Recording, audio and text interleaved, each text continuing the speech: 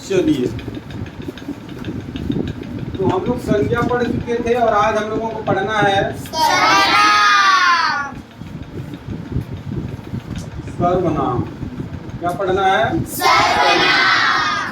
सर्वनाम के बारे में बहुत सारे बच्चे इसमें जानते होंगे और अभी जैसा कि मैं पूछा हूँ तो बहुत सारे लोगों को सर्वनाम के बारे में पता नहीं था। तो आइए जानते हैं कि सर्वनाम होता क्या है। जो नॉर्मल परिभाषा किताब में दिया होता है वो यही दिया होता है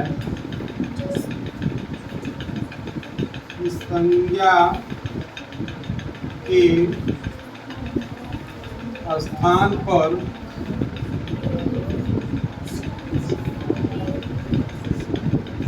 प्रयुक्त होने वाले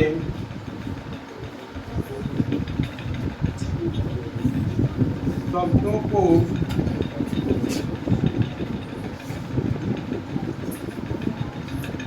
सर्वनाम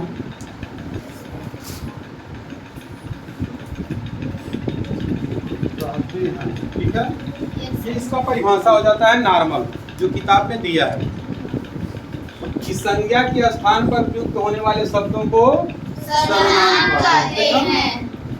अच्छा, अब ये प्रश्न उठता है कि जब संज्ञा के स्थान पर ये प्रयुक्त होने वाले शब्द ही हैं, संज्ञा के ही स्थान पर इनको प्रयुक्त करना है तो इनको अलग से सर्वनाम कहने की क्या जरूरत है? तो हम संज्ञा कह सकते हैं। ये बात आ सकती है कि नहीं आ सकती है? जब ये भी संज्ञा के स्थान पे ही प्रयुक्त होता है, प्रयोग किया जाता है। प्रयुक्त मतलब प्रयोग किया जाता है, ठीक है ना? प्रयुक्त मतलब क्या हो जाएगा? प्रयोग किया जाता है। संज्ञा के स्थान पे इसका प्रयोग किया जाता है। जब संज्ञा के ही स्थान पर इसका भी प्रयोग करना है तो हमें इसको अलग से सर्वनाम कहने की जरूरत क्यों पड़ी? या फिर नहीं है? दो बात हो सकती है। तो देखिए क्यों पड़ी। इसका नाम है सर्वनाम। क्या है? सर्वनाम। सर्वनाम का जो अर्थ हो जाएगा सभी लोगों का नाम। क्या हो जाएगा? सभी लोगों का नाम। सभी लोगों का नाम। अब अंतर समझ में आ गया संज्ञा से और इसके? संज्ञा सभी लोगों का नाम नहीं है। जैसे कह दिया जाएगा महेश, तो महेश सबका नाम नहीं है। महेश के स्थान पे ही सर्वनाम का प्रयोग होगा, लेकिन जिस शब्द का प्रयोग होगा उस शब्द के लिए प्रयोग हो सकता है। ठीक है, अभी बताएंगे कि कैसे प्रयोग होगा और वो कैसे सबके लिए प्रयोग किया जा सकता है। तो जो सबके नाम के साथ प्रयोग किया जा सके उसको हम क्या बोलेंगे? सर्वनाम। उसको क्या बोलेंगे? सर्वनाम। सर्वनाम मतलब सभी लोगों का नाम। ये बात समझ में आ गई? कोई पूछेगा कि सर्वनाम क्या है भाई? सर्वनाम क्या होता है? तो तुम लोग नॉर्मली बोल सकते हो कि सर्वनाम मतलब सभी लोगों का नाम। ऐसा नाम जो सभी लोगों के लिए प्रयोग किया जाता है उसको हम क्या बोलेंगे? सर्वनाम बोलेंगे। ठीक है, अब एक एग्जांपल देखते हैं कि कैसे जो है सर्वनाम सबका नाम होता है और सबके नाम के साथ इसका प्रयोग हम कर सकते हैं। छोटा सा एग्जांपल हम देखते हैं। जैसे मान लीजिए यहाँ पे हमने एक वाक्य लिखा,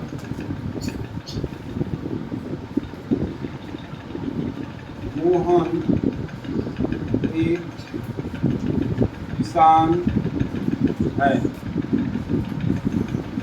मोहन के 3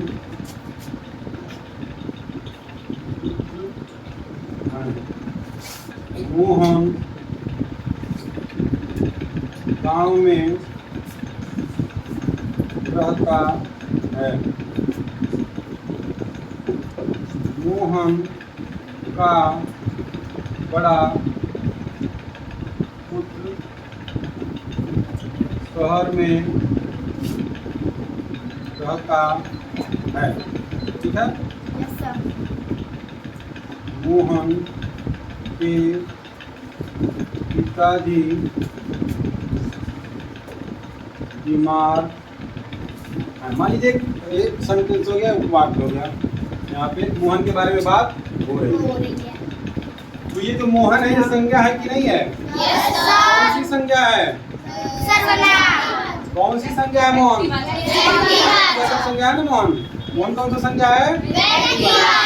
यहाँ पे भी मोहन आ गया, यहाँ पे भी मोहन आ गया, यहाँ पे भी मोहन आ गया, यहाँ पे भी मोहन आ गया और यहाँ पे भी मोहन आ गया। कई जो है पैराग्राफ में कई बार मोहन आ रहा है। तो ये अलग अलग आ रहा है तो ये संज्ञा है, ठीक है, मोहन नाम आ रहा है तो संज्ञा है। लेकिन हम इसको सर्वनाम का प्रयोग करके इस पैराग्राफ को और सुंदर बना सकते हैं। जब हम सर्वनाम का प्रयोग करेंगे तो ये बार बार मोहन लिखने की जरूरत नहीं पड़ेगी। देखिए कैसे, मोहन एक किसान है, मोहन के 3 है पुत्र हैं, तो यहाँ पे लिख सकते हैं उसके 3 पुत्र हैं। मोहन गांव में रहता है तो मोहन की जगह पे क्या लिख सकते हैं, वह, क्या लिख सकते हैं, वह गांव में रहता है। मोहन का बड़ा पुत्र शहर में रहता है तो यहाँ पे उसका लिख सकते हैं, क्या लिख सकते हैं, उसका बड़ा पुत्र शहर में रहता है। मोहन के पिताजी बीमार हैं तो उसके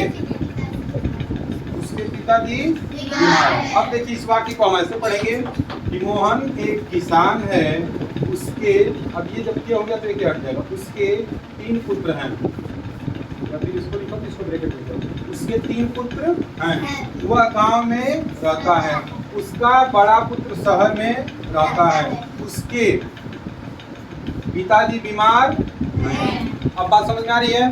ये जो पैराग्राफ है ये जो और सुंदर हो गया कि नहीं हो गया? तो ये जो उसके प्रयोग हुआ है ये उसके किसी के लिए भी प्रयोग किया जा सकता है, चाहे मोहन हो, चाहे यहाँ सोहन हो, चाहे राम हो, चाहे श्याम हो, चाहे मनीष हो, कोई भी नाम यहाँ पे रहेगा सबके लिए उसके प्रयोग कर सकते हैं कि नहीं कर सकते हैं? वह सबके लिए प्रयोग कर सकते हैं कि नहीं कर सकते? चाहे किसी का भी नाम हो उसका सबके लिए प्रयोग कर सकते हैं कि नहीं कर सकते हैं? उसके, तो ये उसके, वह, उसका, ये जो शब्द है ये किसी के भी नाम के साथ प्रयोग किया जा सकता है। तो जब किसी के भी नाम के साथ प्रयोग किया जा सकता है यानी कि सबके नाम के साथ प्रयोग किया जा सकता है, और जब सबके नाम के साथ प्रयोग किया जा सकता है इसीलिए इसको क्या कह दिया गया, इसीलिए इसको क्या कह दिया गया, तो ये जो उसके है, वह है, उसका है और उसके है, ये सब क्या है, सर्वनाम है। ये क्या है, सर्वनाम, यही होता है सर्वनाम। समझ में आ गया आप लोगों को? सर्वनाम के भेद भी होते हैं, आगे हम लोग पढ़ेंगे, लेकिन नॉर्मली सर्वनाम यही कहा जाता है, इसी को बोलते हैं, ठीक है। चलिए, अगर किसी को समझ में नहीं आया होगा तो वो पूछ भी सकता है अभी।